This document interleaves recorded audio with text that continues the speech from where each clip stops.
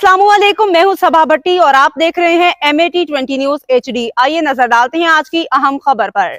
पिंडी भटियां से खबर शामिल करते हैं। अपने तहसील रिपोर्टर की रिपोर्ट के मुताबिक प्रेस क्लब अंजुमन सहाफ़ियां रजिस्टर्ड पिंडी भटियां का ताज़ियत इजलास दफ्तर प्रेस क्लब अंजुमन सहाफ़ियां ऑफिस पब्लिक पार्क ज़ेर सदारत शेख मुबशर खालिद कादरी सदर प्रेस क्लब मुनक्किद हुआ।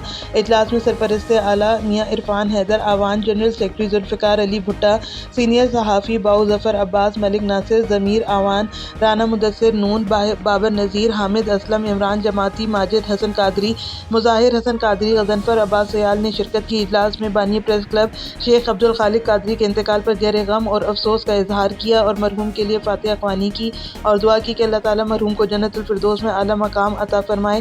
ताज़ियती इजलास में सदर प्रेस क्लब मुबशर खालिद कादरी ने तमाम दोस्तों का शुक्रिया अदा किया और कहा, मेरे वालिद मोहतरम से लोगों की वालियाना मोहब्बत और इज्जत देखने में आई जब वो दुनिया से रुखसत हुए। हर आने वाले शख्स ने ये दावे किए कि जो मोहब्बत कादरी साहब मुझसे करते थे वो मुझसे किसी और में नज़र नहीं आई। मेरे वालिद मोहतरम ने सारी ज़िंदगी ताल्लुक़ कमाया जो हमें उनके जनाजे उनके ख़त्मे पाक में लोगों का समंदर देखने के बाद समझ में आया।